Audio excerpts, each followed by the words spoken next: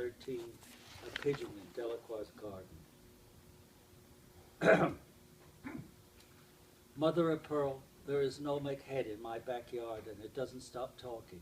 And it says at the Louvre we had to walk the whole length of the second floor, beginning with the French medieval painting, because the entrance to galleries 6 and 7, where Watteau is hung, was being repaired.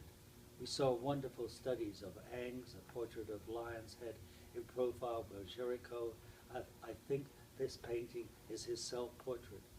18th and 19th century painters, Fragonard, Boucher, a room full of paintings by Chardin I'd never seen before in a book or any other museum. Chardin, the great French homebody, was married 2 times, painted kitchens, maids, children, the table and its contents, fish and fruits. The cat wants the oysters. The silver mug wants your attention. Attend to the details. The line comes from outside. The line is never always linear. It's not always predictable. Chardin, the precursor of Morandi, keeps his larder stocked. Morandi fills his table with muted arrangements.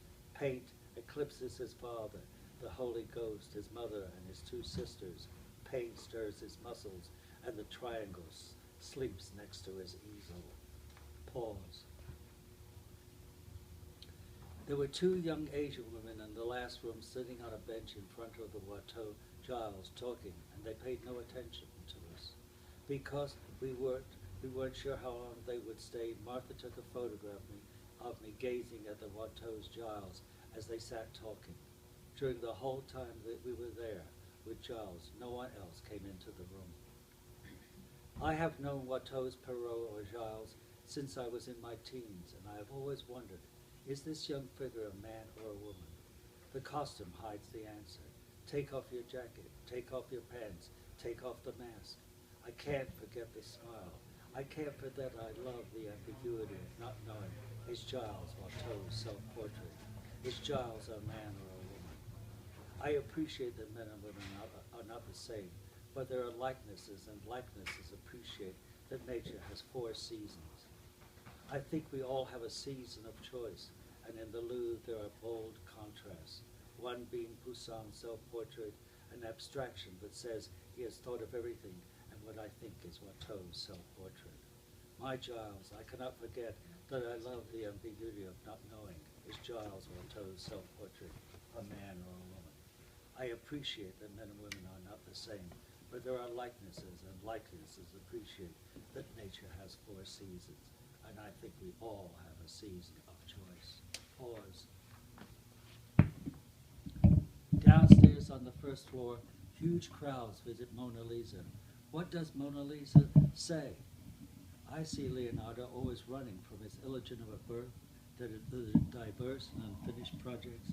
Is Mona Lisa's enigmatic smile Leonardo's smile? Leonardo writes backwards, fly, motherfucker. I visited the Last Supper, and catch me if you can. I want to keep you at a distance, but the public is like a cat. If a cat knows you don't like it, the cat will forever want to get on your lap. So the crowds come, the Mona Lisa smiles. Oh, Leonardo, your heart is bare. I can't blame you for wanting to keep it covered. Pause. Among the more than 20 paintings of Poussin's in the Louvre is Poussin's self-portrait. He wears a dark green gown. His hands rest on a closed portfolio. He is 56 years old. This most practical of men, this master gave himself permission to anthologize Pan the Lover, the fornicator, lives with Poussin. I don't know if this is correct. Are the paintings meant to be dark? The Poussin paintings I've seen in books are forever dark. Does artificial lighting highlight the figures in the landscape and make the paintings look clean?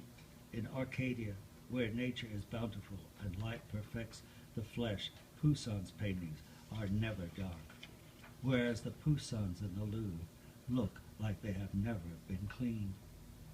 Pause. I have a window in front of me that needs cleaning. Sunlight is coming in between the blinds. Above my head I have 65-watt light bulb. I sit in a comfortable chair and write of having the advantage of being to the Louvre and seeing Poussin's self-portrait and Watteau's Giles.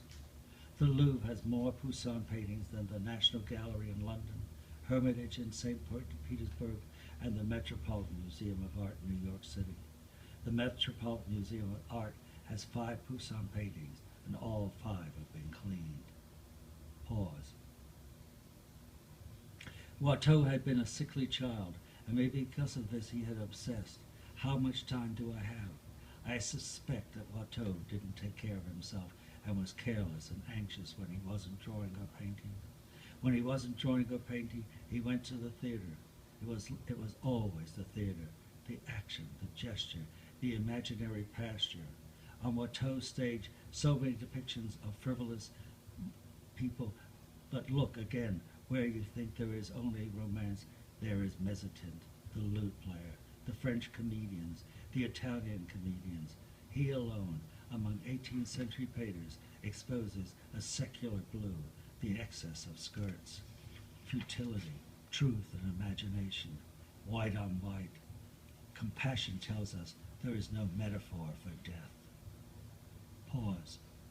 In 1720, Watteau traveled to London, England, to consult with Dr. Richard Mead, one of the most fashionable physicians of his time, and an admirer of Watteau's work. He had purchased the Italian comedians. London's damp and smoky air offset any benefits of Dr. Mead's good food and medicines. Watteau returned to France and spent his last few months on the estate of his patron, Abbé Harriga. There he died in 1721, perhaps from tuberculosis laryngitis, at the age of 36. The abbé said Watteau was semi-conscious and mute during his final days, clutching a paintbrush and painting imaginary paintings in the air. Pause. Late in life, Nicolas Poussin developed a tremor in his hands that didn't stop him painting. He improvised and taught himself to use the brush as a pointer, and he built up the surface with a multitude of dots. But his tremors got worse, so bad he had to stop painting.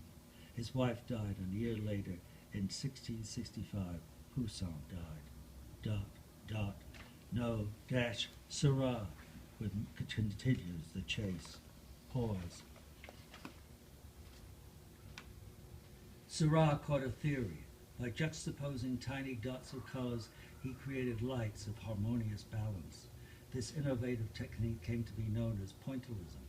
He used the same technique when he drew using Conti crayon.